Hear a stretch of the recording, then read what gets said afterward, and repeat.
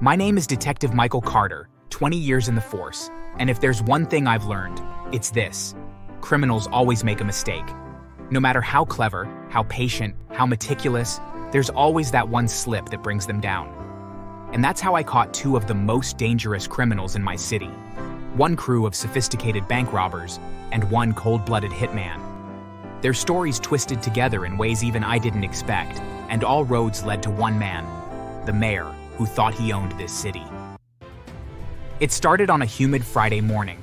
My coffee was barely lukewarm when the call came in. Unit 7, we've got a silent alarm at First Dominion Bank. Possible 211 in progress. Proceed with caution. Always when I'm about to finish my coffee. I flicked on the siren and sped downtown. When I pulled up, I heard it before I saw it. Shouts, screams, the muffled bark of commands. Everybody down! Nobody moves unless you want your brains painted on the wall. Hands where we can see them. Don't test us. They weren't bluffing. They had AR-15 and shotguns, moving with military precision. This wasn't sloppy. This was trained. Seconds later, 4 masked men burst out the side door, duffel bags stuffed to bursting, guns raised as they scanned. They fired 2 warning shots into the air, scattering pedestrians. Well, good morning, sunshine.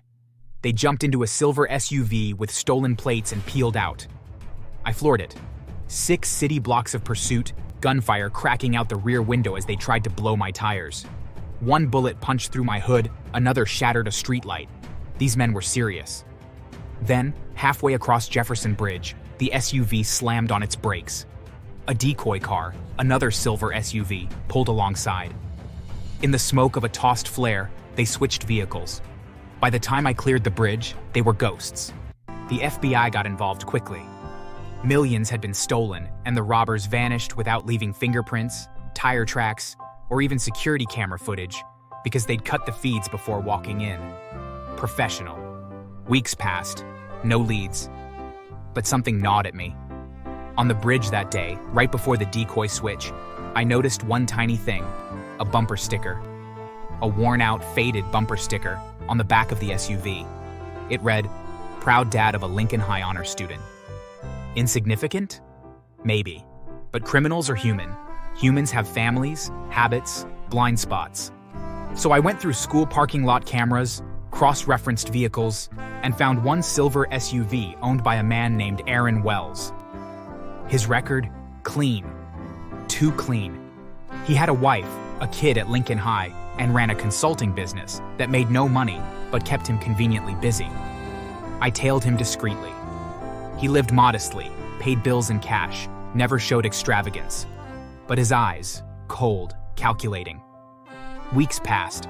I had almost nothing. But one night, I parked outside Aaron Wells's home, one of my quiet suspects. He was calm, professional, ran a clean consulting company, and lived with his wife and son. No criminal record. But my gut told me he was dirty. That night, I searched his trash. Among the coffee grounds and shredded bills, I found burnt scraps of fabric, charred nylon with elastic bands. It looked like the remains of a mask, but it wasn't enough evidence, just suspicion. So I waited. I staked out his home. And then came the break. One night, Aaron's garage door opened. Out he walked with 2 men I recognized from the robbery. No masks now. They carried a briefcase and smoked cigars like kings of the world. I hit record on my dash cam. That job was smoother than silk. Next time, we hit bigger. Not bigger, smarter. Bigger jobs bring heat. We want to last, we move like shadows. Got you, Aaron. All I need is time. A month later, they robbed another bank. Same guns, same choreography. But this time, one of them slipped. He adjusted his mask without gloves, left a fingerprint on the glass door. That one print blew their cover.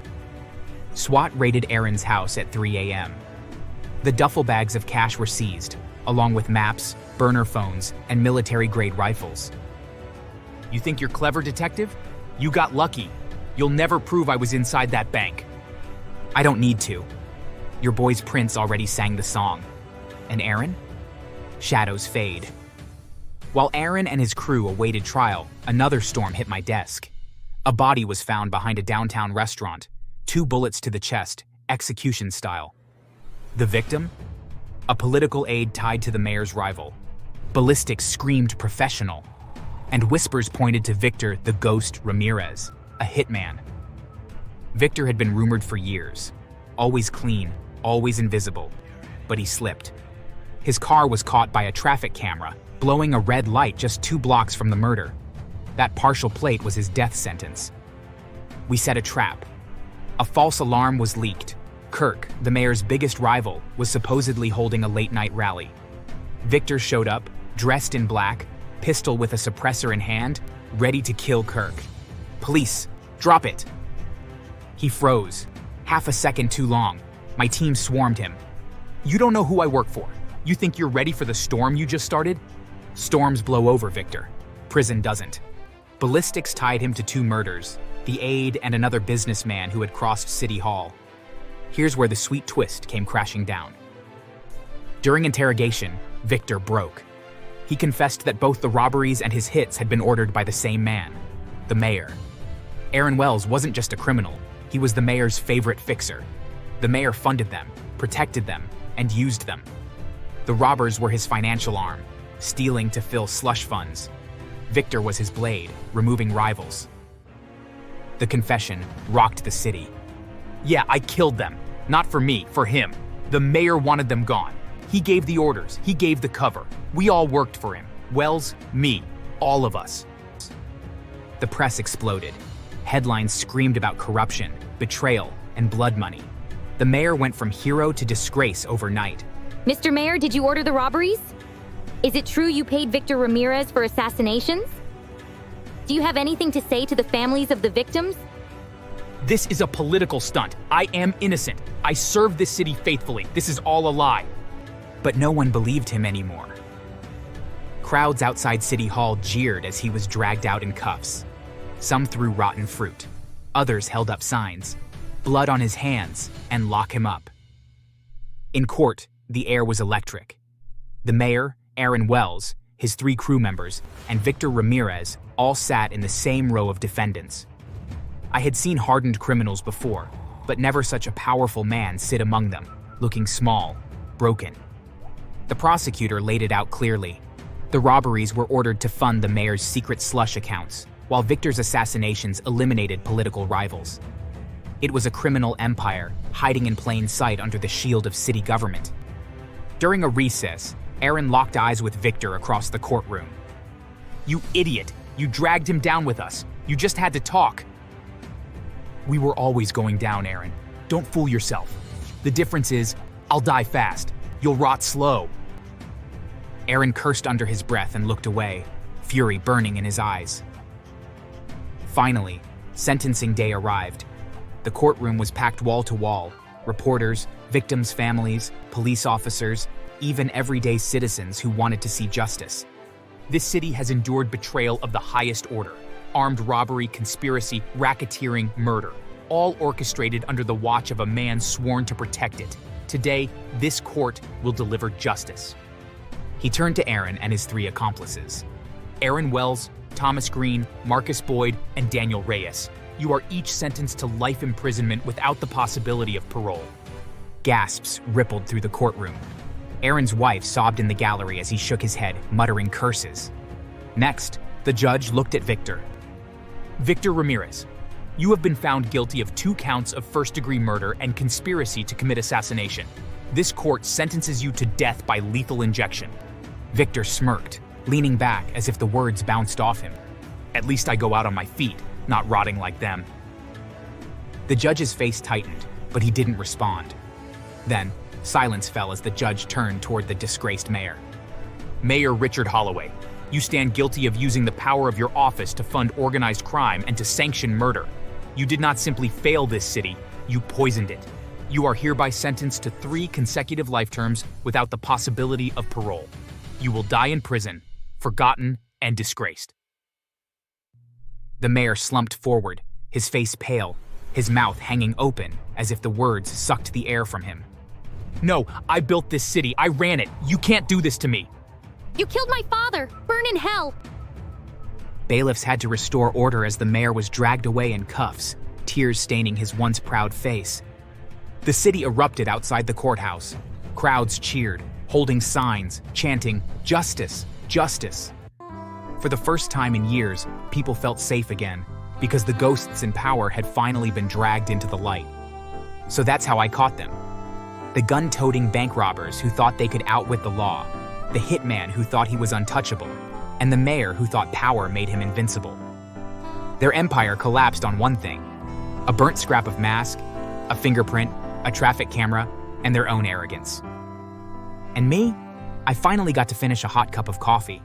So remember, folks, no matter how clever you think you are, somebody's always watching. And if you liked this story, don't forget to subscribe and like, or else the next story I tell will be about how I tracked down a criminal who stole my last donut. Trust me, that one's brutal. We decided to dress up a little bit when we went to the courthouse together. It was going to be the fastest wedding ever, but I still wanted it to be memorable. Josh looked so handsome in his black tuxedo. I was filled with so much happiness and sadness at the same time. I loved him so much, but this wasn't how I expected my wedding day to be at all. Just as we were about to say our vows to each other, someone came crashing in through the doors. You two left for this? Do you know how much work you're missing right now? Neither of you have cleaned my car yet. It's Saturday. We're not even supposed to be working today in the first place, much less cleaning your car. It's just becoming clear to me how little the two of you care about your careers. It was at this moment that I snapped. I had sacrificed so much for this woman for so many years, thinking that it would be better for my career in the long run. It finally dawned on me that she was never going to help my career anyways. She was just using people as her little slaves to do what she wanted them to do, and had no intention of ever helping them get anywhere. Ever since I was a little girl, I've always loved clothes. I would spend lots of late nights flipping through a fashion magazine and fantasizing about what it would look like to have my own designs in there one day. I liked styling outfits together and making other people feel good about what they wore. So it made sense for me to study fashion design once I graduated high school. In college, I was a promising student. People would always tell me how amazing my designs were. I became so hopeful about my future and finally living my dream. Once I graduated, I had my pick of working at whatever fashion magazine I wanted, and I chose the magazine that I had loved as a child. Instead of it feeling like a dream come true to finally work at my dream job, it was a nightmare. Growing up, the founder of the magazine had been such an inspiration to me. She created the magazine herself and had been running it for the past 30 years. She turned the magazine into one of the most popular ones in the country. I had dreamed about becoming just like her when I was a little girl. They say never meet your heroes for a reason, I guess. Joan, my boss, had such impossible standards for everyone, and nothing anyone did was ever good enough for her. She kept saying that her work ethic was how she got to where she was today. She would have all the designers submit 400 sketches to her by the end of the day, every day. Half of the time, she never liked any of the submissions, anyways, and would make them redo all of them. Everyone would have to stay late to meet her insane request deadlines, with no overtime pay. People missed a lot of important events outside of work, but we were too afraid to tell her that her expectations for the magazine were too high.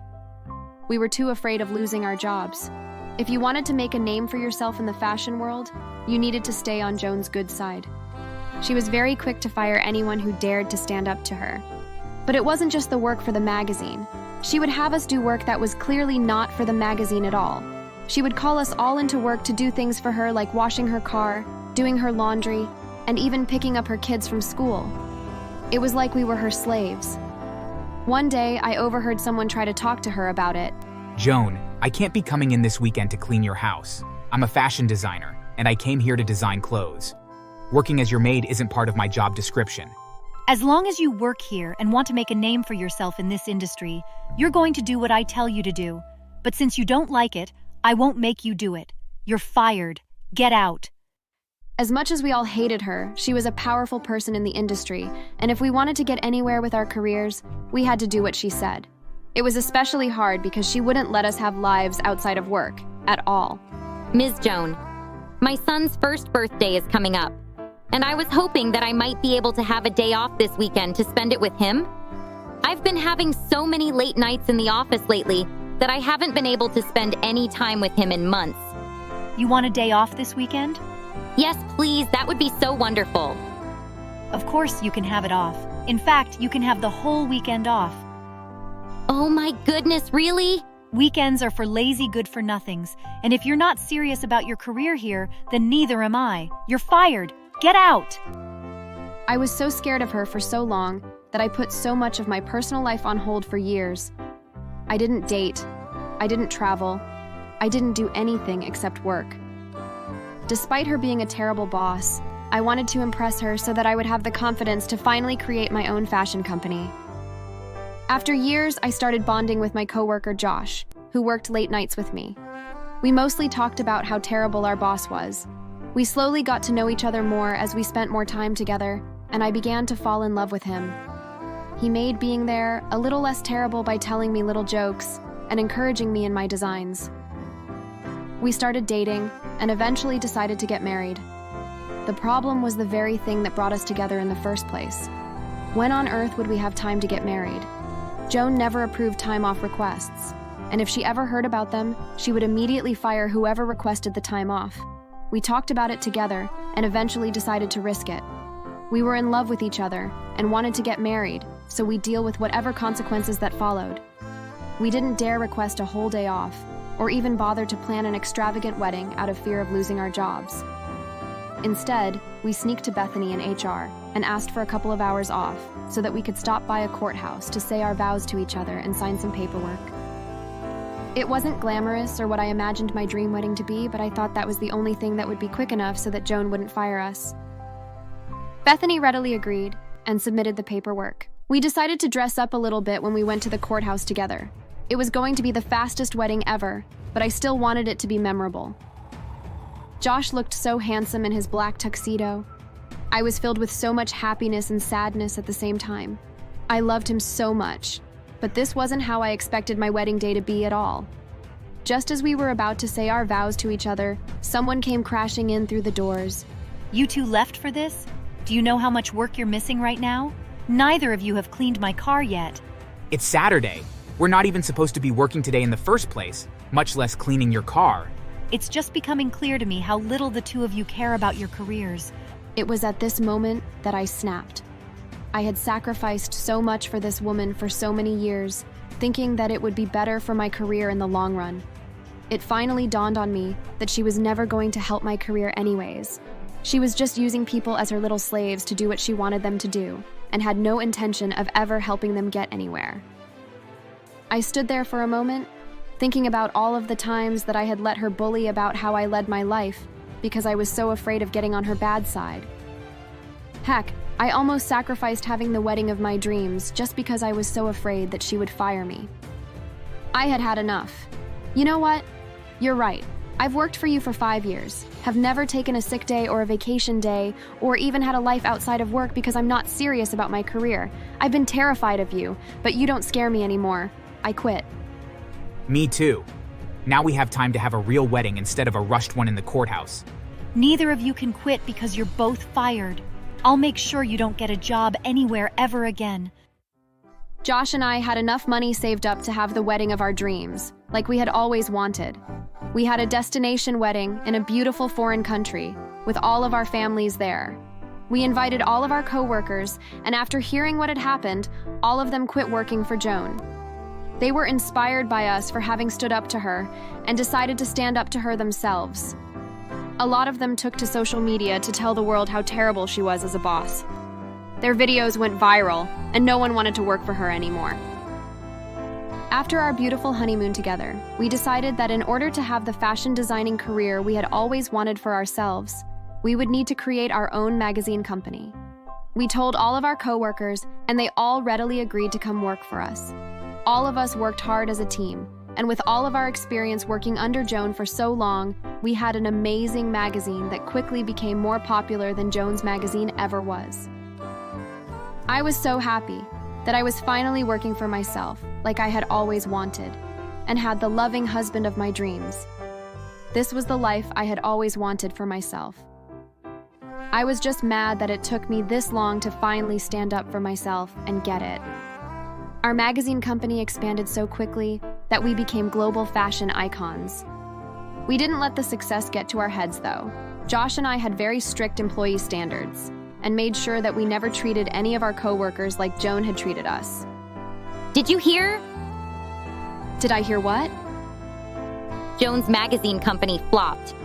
No one wants to work with her because they heard how terrible she was to her employees. She had to declare bankruptcy. Oh my gosh, really? What is she doing now then? No one knows. She just disappeared. I soon found out where she went. Thanks to the success of our magazine, Josh and I were able to hire maids from a cleaning company. They sent different maids to our home every weekend to clean up, do our laundry, and wash our car. One weekend, I recognized one of the maids that was cleaning our house. It was Joan. When she saw me, she busted into tears and got on her knees. This is so embarrassing. This maid company is the only place that will hire me after everything that happened with my previous company. Will you please hire me? You know how good I am at my job, and it's such a waste of my talents for me to be scrubbing toilets for the rest of my life. I'm so much better than this. You wouldn't have gotten where you are today without me. This is the least you could do to return the favor of me helping you with your career. You never helped me with anything in my career. Everything I have today is because I worked my butt off for it. All you did was hold me back and make me do your chores. I would never ever hire you to work for me. After she left my house, I called the maid company and told them that I didn't want her to ever clean my house again. They asked me what happened. I simply told them how bad she smelled and that she didn't do the job properly. A few months later, I heard she was fired from her job and is currently in search of any job to survive. Karma is a funny thing. She spent so much of her life making people do her house chores, promising them a boost in their career that she never gave. Now she's spending the rest of her life as a has-been CEO and a maid, cleaning up for other people. Thanks for watching. Make sure to subscribe and leave a comment down below saying I subscribed, and we will try our best to reply to your comment. For the most part, Gracie was just annoying. She always had what she would tell teachers were harmless jokes to say to me. Oh, your people are good at jumping fences, right, Melina? Or are they just really fast runners? What's that supposed to mean? It means your kind are good at sports. My kind? I'm sorry, do you not speak English? Should I talk slower? The most frustrating part was when Gracie had a survey going around. I had shown it to my teacher as it was something that was not only racist, but also cruel. Miss Jaquel, Gracie started this survey. It's sickening. It's just for fun. It's not serious. Should immigrants be allowed in honors classes? What the hell kind of survey is that? Melina language, and it's a survey. It's not directly hurting you. My name is Melina, and I was born here in the United States, but many people don't think so. I don't look like everyone else, and they make that a reason to hate me. My parents immigrated when they were children, and like their parents, they got their citizenship later. You would think that with so many people immigrating to the States, you would get used to seeing a diverse range of people, but where I live, that wasn't the case. I was always taught to turn the other cheek and never put a hand on anyone. Unless, of course, they touch me first. Then I have to make sure they don't try that again. My name is Melina, and this is the story of how I got revenge on my racist classmates. Growing up, my parents were always kind to everyone they met, even if they were mean to us. Excuse me, you can't park there. It's okay. I live here. We just moved in. No, we haven't. We've been living in that house for 4 months, and the same neighbor makes that comment every time she sees us. It's expensive around here. Yes, real expensive. Are you sure you live here? Yes, Mommy, why doesn't she think we live here? we're new. It's hard to remember new faces. Thinking back on it now, I think she was just protecting me from the racism we face, whether it was at home or in a store. Mommy, why is that man following us? Some people just have a job to do, and they check on everyone. My mother always tried to see the good in people, even if they didn't deserve it. And my classmates definitely didn't deserve it. When I started school, I didn't think too much about what was said to me. I was young, and I didn't understand the jokes they would say. Do you speak English? Are you from here? Why do you smell funny? The worst came from a group of girls in high school, led by Gracie and her goons. They pushed me over the edge every year to the point where I wanted to punch her in the face. But I always tried to remember what my mama said. Turn the other cheek. I am a straight A honors student. I am captain of the dance team and cheerleading. I didn't want to ruin everything I'd built up over the years. The name-calling was getting slim, and the jokes were barely there until Gracie came around. Hey, Milena, want to earn $1? You can clean my shoes and desk. I did my best to try to ignore her. Do you always smell like a pig? Do you have pigs? Do you slaughter them? But I have a very definitive line. You could pick on me. Hey, Piggy Slaughter, did you take your nap? You can say whatever you want about me, Stop ignoring me. I know you're kind or violent users. but touch me and I end what you started. For the most part, Gracie was just annoying. She always had what she would tell teachers were harmless jokes to say to me. Oh, your people are good at jumping fences, right, Milena? Or are they just really fast runners? What's that supposed to mean? It means your kind are good at sports. My kind? I'm sorry, do you not speak English? Should I talk slower? The most frustrating part was when Gracie had a survey going around. I had shown it to my teacher as it was something that was not only racist, but also cruel. Miss Jaquel, Gracie started this survey. It's sickening. It's just for fun. It's not serious. Should immigrants be allowed in honors classes? What the hell kind of survey is that? Milena language, and it's a survey. It's not directly hurting you. What? See? Don't get it up your ass, greaseball. Excuse me? Gracie, that wasn't nice. Apologize. Sorry. Just turn the other cheek, Milena. Gracie kept getting a pass for everything she had done to me. One day, I found a pile of trash in my locker. I knew it was Gracie and her goons, but I had no proof. Another morning, when I came to class, someone had boldly written on my locker, "We don't want black in this class." So I made sure to report every incident where she was being racist or cruel to me. If the teachers weren't going to do anything, I was just going to keep complaining, even during Spirit Day when we were given the chance to dress up festive. Gracie had the audacity to wear a rainbow poncho with a sombrero. She had maracas, and I don't think I have to explain to anyone what was wrong with this picture. You can't wear that. You can't tell her what she can and can't wear. It's offensive. So? It's your culture. I'm celebrating it. It's not my culture, and you just look like an idiot. Then how about you show us, monkey? I didn't realize that they had cornered me. Gracie and her goons started to throw pop rocks at me. Come on, dance! Hey, stop! I kept dodging the pop rocks, forced to dance just to avoid those things hitting me. I didn't know what else to do except keep dancing until they ran out. They laughed when the last one was gone, and I knew then I was going to hurt them back. My first act of revenge? I went on the black market and acquired bed bugs. One day during break, I slipped a few of them into Gracie's school bag.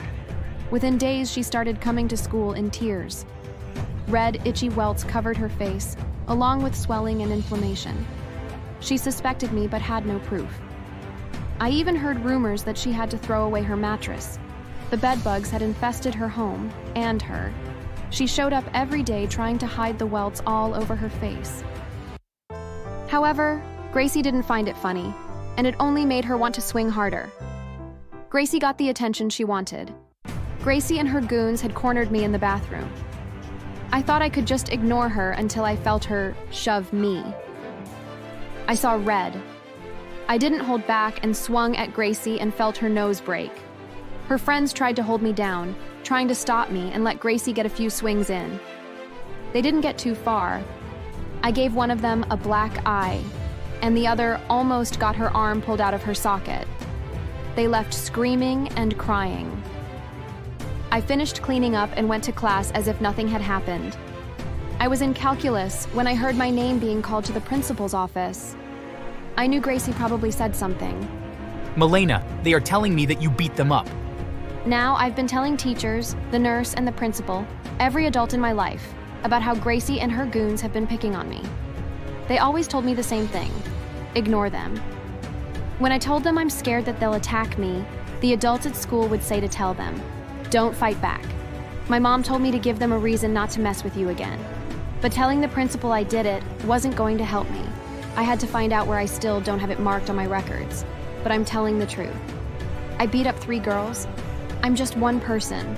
How would I do that? It does seem unlike you. And how could she have, Gracie? She came out of nowhere. I told you. I came out of nowhere? I was in the bathroom stall. You would have known someone was there. I came out and washed my hands. Then you attacked us. She was washing her hands, then attacked you? Yes! Didn't you say Milena came into the bathroom when you were already in there and locked the doors? I'm pretty sure I was in there first. There is a camera outside the door in the hallway. We forgot! We forgot she was in the stall. Yeah. But if I attacked you, how could you forget I was in a stall? Especially if I locked the door.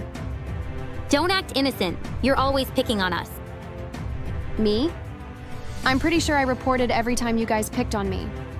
She does have quite a few files on all of you. That doesn't mean she didn't bully us. If you're bullying me and I'm bullying you 3, that's not bullying. That's a fight. So, are we fighting, or did you bully me?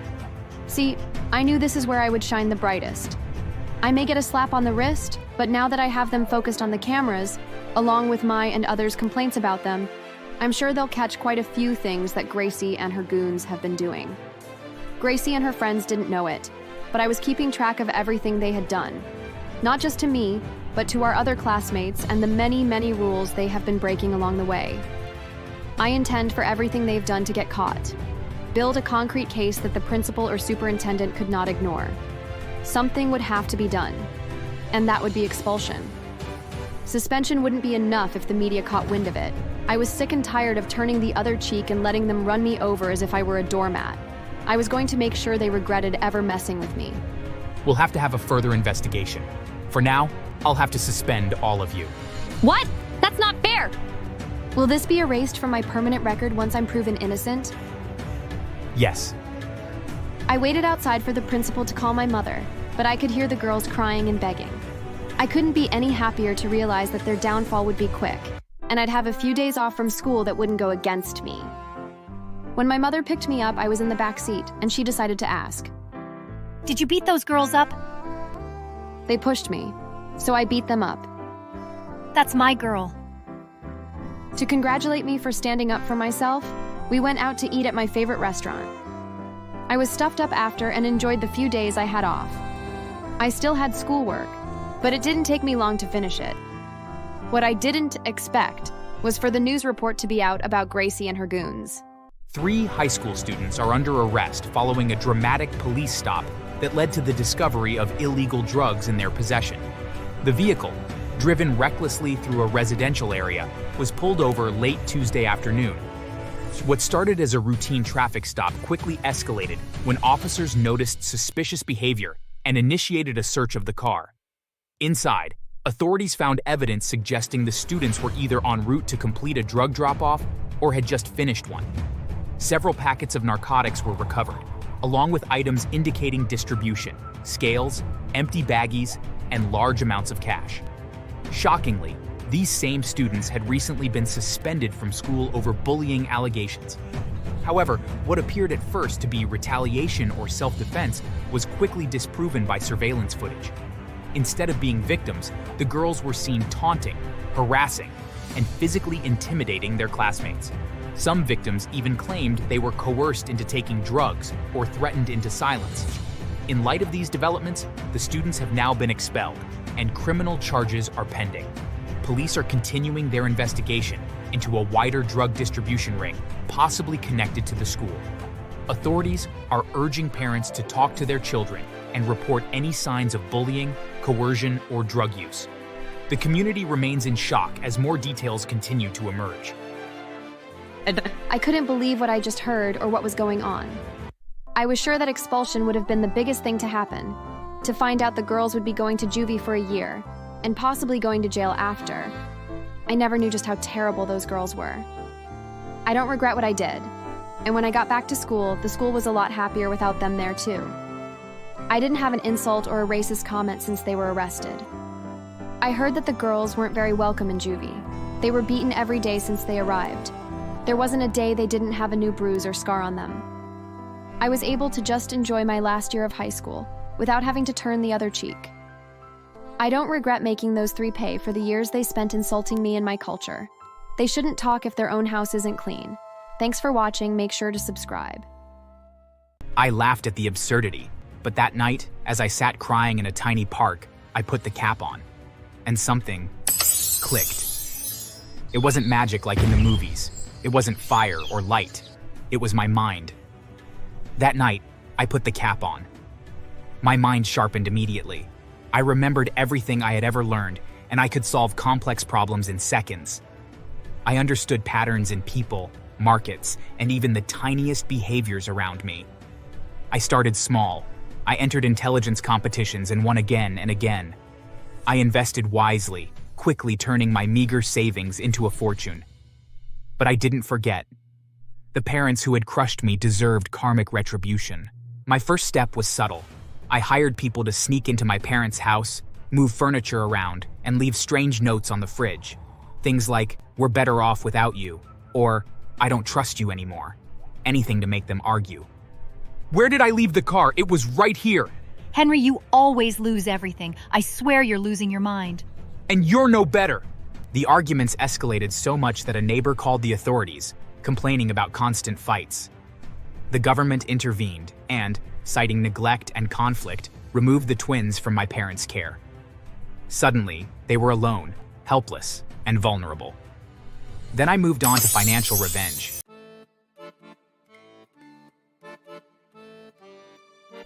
My name is David. I was adopted at the age of 5, and at first, my parents treated me nicely. I felt loved, important, and safe. I thought I had finally found a family that could care for me. For years, life seemed decent, until they had biological twins. That was the beginning of my nightmare. "David, stop crying and take the trash down." "But Dad," I started, holding the heavy bag of garbage. "Don't but Dad me, take the trash out, move." From that moment on, I was no longer a son. I was a servant. I became the full-time nanny, cook, cleaner, and teacher for the twins. David, make sure their rooms are perfect before they wake up. I washed, cooked, and ironed endlessly. I helped the twins with homework, dressed them, fed them, and even put them to bed, sometimes until midnight. They called me Funny David or something silly, but my parents saw nothing wrong. My parents favored the twins in every imaginable way. They bought the twins new shoes and jackets, while I wore secondhand cast-offs. My father's favorite phrase was always, "Secondhand clothes will do for you." Every time I asked for something, even something small, it was dismissed like I hadn't even asked. By the time I was 16, I had a part-time job washing dishes at a diner, paying for my own clothes, and saving to pay rent for a tiny grimy room above a grocery store. Meanwhile, my parents threw lavish parties for the twins, bragging about their grades and achievements as if I were invisible. I tried talking to them, once, in my naive, desperate way. "Mom, can we maybe talk about me?" Talk about you? David, you're fine. Why don't you go help the twins with their science project? And that was it. That was how it always went. Invisible, dismissed, punished for breathing wrong, yet blamed for my own suffering if I cried. The final straw came the night I turned 18. I had just finished paying rent for the month with money I'd earned by waiting tables, barely scraping by. I came home to find my parents waiting in the living room, twins bouncing around like nothing had ever gone wrong. "You're old enough now. Time to leave." "What?" I sputtered. "I just paid rent. I have a room." You'll do better living on your own. Moreover, the twins need your room to use as their game room. Figure life out. The twins don't need your crying around. I remember standing there, stunned, feeling like my entire life had been a setup to humiliate me. I had nowhere to go. Tears blurred my vision as I stumbled down the street, unsure what I'd do next. And that's when I met him. He was a homeless man, sitting on a dirty corner with a cardboard sign that read, "Lost everything. God bless." Normally, I avoided people like him. But something in my grief pushed me toward him. "Here," I said, handing him the last few dollars I had for bus fare. "Maybe this helps a little." The man looked at me, squinting through ragged hair and an unkempt beard, and smiled. "You have a good heart, boy. Life will notice." I laughed bitterly. Life hasn't noticed me yet. He leaned closer, whispering, "It will. Take this." Before I could react, he pressed a strange-looking cap into my hands. It was an odd shade of deep green with faint golden embroidery I didn't understand. "Wear it when you need it most. It will make you capable of anything." I stared at him. Capable of anything? Use it wisely. Life is cruel, but this can be crueler if you know how to play the game. I laughed at the absurdity, but that night, as I sat crying in a tiny park, I put the cap on, and something clicked. It wasn't magic like in the movies. It wasn't fire or light. It was my mind. That night, I put the cap on. My mind sharpened immediately. I remembered everything I had ever learned, and I could solve complex problems in seconds. I understood patterns in people, markets, and even the tiniest behaviors around me. I started small. I entered intelligence competitions and won again and again. I invested wisely, quickly turning my meager savings into a fortune. But I didn't forget. The parents who had crushed me deserved karmic retribution. My first step was subtle. I hired people to sneak into my parents' house, move furniture around, and leave strange notes on the fridge. Things like, "We're better off without you," or "I don't trust you anymore." Anything to make them argue. "Where did I leave the car? It was right here." Henry, you always lose everything. I swear you're losing your mind. "And you're no better." The arguments escalated so much that a neighbor called the authorities, complaining about constant fights. The government intervened and, citing neglect and conflict, removed the twins from my parents' care. Suddenly, they were alone, helpless, and vulnerable. Then I moved on to financial revenge. Using the cap, I created fake business opportunities online. I sent emails, made phone calls, masking my voice, and lured them into investing huge sums of money. They borrowed from friends and banks, believing they could finally get rich. "Look at this opportunity! Double returns!" I don't know, Henry. You always get us into trouble. "I'm telling you, this is legit!" They invested everything and lost it all. Their accounts drained, loans defaulted, creditors called, friends stopped answering. Eventually, I bought their house after they couldn't pay. Finally, I lured them into a retirement home I secretly owned, under the guise of a help program for elderly couples in financial trouble. The place had strict rules, and my staff humiliated them daily. One morning, "Please come to the dining hall, sir, for breakfast." "Why do we have to line up like this? I'm not a child." "It's part of the program, sir. Everyone follows the rules." Dad shuffled awkwardly, and Mom snorted at him. Henry, look at you. This is what happens when you can't manage anything. I think you're finally crazy. Dad blushed, embarrassed, tripping over the small footstool as staff silently observed. Another day, I instructed my staff to organize a talent activity, where all residents had to perform songs or poems in front of the hall. "Now everyone present your talent. Start with Mr. and Mrs. We don't have anything prepared." You said we had to do this? I'm not singing and dancing in front of everyone. They had to participate anyway, mumbling and stammering and dancing through a song while other residents watched, laughed, and filmed them. Their faces red with shame. They couldn't escape or refuse. Every night I wore the cap, smiled, and remembered all the nights I cried while washing their twins' clothes until my hands were raw. My life, once crushed by their neglect, was now entirely mine. I had money, power, and justice. My parents, who treated me like a servant and abandoned me, were reduced to embarrassed, powerless residents in my retirement home, constantly monitored and humiliated. And in the end, I couldn't help but laugh. Hey, if you like this story, subscribe and hit like. Maybe life will send you a magic cap too, or at least a good laugh. Either way, enjoy.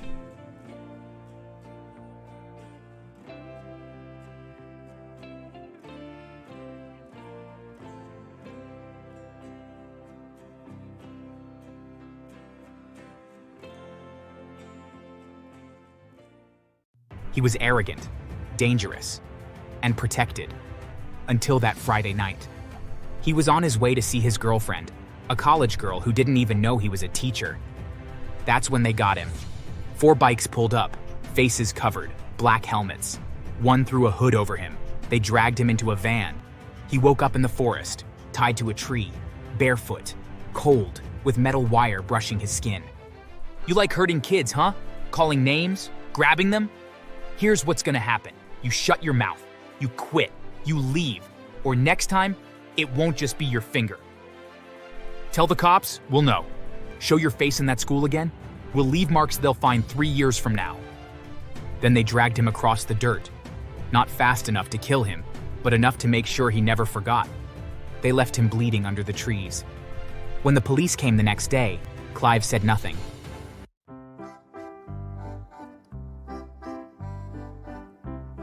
My name is Gay. I'm 17. And before you start giggling or judging, let me stop you right there. Yeah, my name is Gay. Short for Gaylord. It's an old family name. Weird, I know.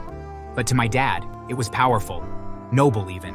He named me after his grandfather, who fought in 2 wars. And for my dad, a single father raising a kid alone, that name meant something. He always said, "You'll walk tall, son, even if your name gets you strange looks. I'll make sure you grow up proud and safe. Education is your ticket out." My dad was all I had. My mom died when I was a baby. He never remarried, never dated. Just worked 3 jobs to make sure I had shoes on my feet, books in my backpack, and hot food at night. So when he finally saved enough to get me into Factoogle High School, he thought he was doing the right thing. He had no idea the place was run by a lunatic. Mr. Clive. Late, loud, reeking of cigarette smoke and superiority.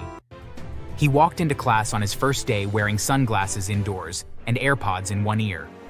Most teachers start the year with a lesson plan. He started with a phone in his hand and TikTok on the screen.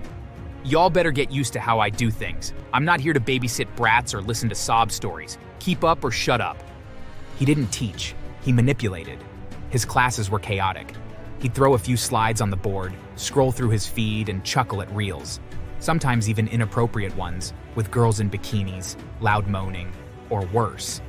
Sometimes he'd forget we were even there. And if you asked a question, "Don't waste my time. Google it. You've got phones, right? Use them."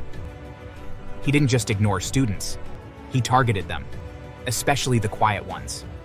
Like Kira, who stuttered. One day she was presenting and stumbled over a word. He didn't let it go. "Girl, are you buffering or just glitching?" The class laughed nervously. Then there was Darren, who wore the same hoodie every day. "Is this your only outfit? Or are you starting a cartoon character arc?" But the worst came when he started picking on me. It was during a history lesson. He randomly asked if any of us had parents who'd been to jail. No one spoke, but I stood up. My dad had a record, yes, from when he was young. But he changed. He raised me right. Yeah, my dad did time, but he turned his life around. Clive smirked. "Well, no doubt gay. I mean, with a name like that. Maybe 2 men gave birth to you in jail. You sure your dad wasn't the pregnant one?" The room went dead silent. I clenched my fists, sat back down. I didn't cry. I didn't react. But that day, something broke inside. The bullying didn't stop there. He'd walk past me and mutter, "Careful, don't drop the soap." Or, "Guess that attitude comes from your prison jeans." I didn't say a word at home, at first. But one day, my dad noticed bruises on my arm. Clive had grabbed me during a pop quiz to check if I was cheating. "Who touched you?" "It's fine, Dad." Just a misunderstanding. But he didn't believe me. He came to school. The day my dad came to school was the day everything changed. He walked in with his broad shoulders, stiff and jaw locked like a ticking bomb. Dressed in clean jeans, a worn-out flannel, and steel-toe boots, he didn't look like trouble. But anyone who knew him back in the day knew better. We sat in the principal's office. Mr. Donaldson, fake, polite as always, offered us water and excuses. Dad laid it all out. The insults, the bruises, the humiliation. Everything Clive had said about his prison past. Principal Donaldson sighed. "Mr. Gaylord, we take these concerns seriously. But unless your son has recordings or witnesses willing to speak up, there's not much we can do. Mr. Clive is family." My dad's eyes went cold. Not angry, just silent. That kind of silence that makes the air freeze. When we stepped into the hallway, Clive was standing by the lockers, smirking at a TikTok video on his phone. Dad walked straight up to him. If my son ever comes home complaining about you again, I promise you, you'll be sorry. Not school suspension sorry. Not lawsuit sorry. I mean the kind of sorry you can't fix with money. Clive didn't even blink. He just raised an eyebrow. That a threat? Dad leaned in.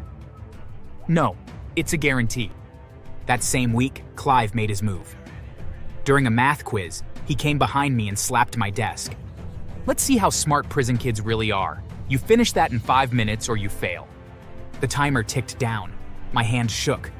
He stood over me, breathing down my neck.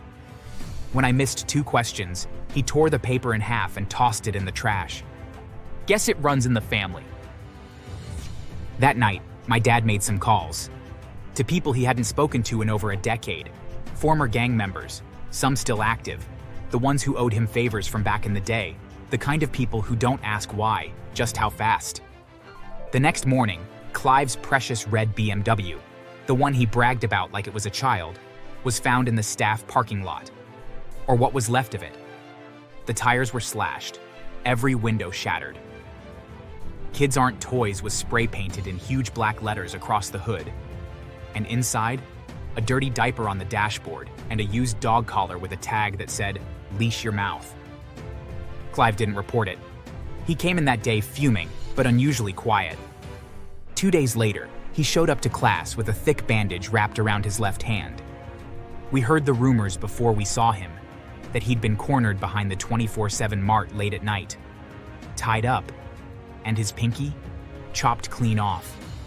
Not by accident, not in a struggle, surgical, deliberate. Still, he didn't stop. His ego wouldn't let him. That's when they escalated. Meanwhile, Clive kept pushing his luck. He harassed students, made sexist jokes at a young female teacher named Miss Hale. I told my dad everything. Miss Hale was one of the few bright spots in that school. 24, soft-spoken, fresh out of college. She taught English and always carried a thermos of chamomile tea like it was armor. Clive noticed her immediately. He started off with jokes in the staff room. "You know, Hale, the kids don't listen to you because you look like a student. Might help if you wore less cardigans and more confidence." She laughed politely at first, tried to brush it off, but then it escalated. One afternoon, I stayed behind to ask Miss Hale about an essay. As I was leaving, I saw Clive brush past me into her classroom and close the door behind him. Curious, I paused just out of view near the lockers. "You ever think maybe you're too soft for this job?" I'm not here for your opinion, Clive. "Oh, come on, lighten up. I'm just trying to help. You're sweet, sure. But sweet gets eaten around here. If you touch me again, I'll report you. You'll lose your job. You think anyone will fire the CEO's nephew? I am the damn staff handbook." That night, she cried in the parking lot. I saw her, but she still came to school the next morning. He was arrogant, dangerous, and protected. Until that Friday night. He was on his way to see his girlfriend, a college girl who didn't even know he was a teacher. That's when they got him. 4 bikes pulled up, faces covered, black helmets. One threw a hood over him. They dragged him into a van. He woke up in the forest, tied to a tree, barefoot, cold, with metal wire brushing his skin. "You like hurting kids, huh? Calling names? Grabbing them? Here's what's gonna happen. You shut your mouth. You quit. You leave. Or next time, it won't just be your finger. Tell the cops, we'll know. Show your face in that school again, we'll leave marks they'll find 3 years from now." Then they dragged him across the dirt. Not fast enough to kill him, but enough to make sure he never forgot. They left him bleeding under the trees. When the police came the next day, Clive said nothing. "Sir, you were clearly assaulted. Can you tell us what happened?" I don't want to talk about it." The next morning, he found a note in his living room, written in red marker. "Good. You kept your mouth shut. We're watching." It was signed with a gang symbol. Clive resigned the same day. He left the state, moved to some backwater town, changed his number, left his girlfriend. His car? Never found. Probably being stripped somewhere in the mountains. Miss Hale? Promoted. Kira? Joined the debate team. Darren? Got a scholarship for art. Me? I found my voice. This is Gay speaking. Just a reminder, it's a name, not a punchline. The school clapped. And my dad? He hugged me for the first time in months. Tears in his eyes. You stood tall, just like I knew you would. As for Clive, they say he now works at a call center in Ohio. No teaching, no car, probably looking at that tattoo every morning and flinching. Oh, and to the rest of you watching, if this story made you cheer, cry, or fist pump into the air, moral of the story, if your name is Gay and your teacher's name is Clive, don't worry. Gay always wins.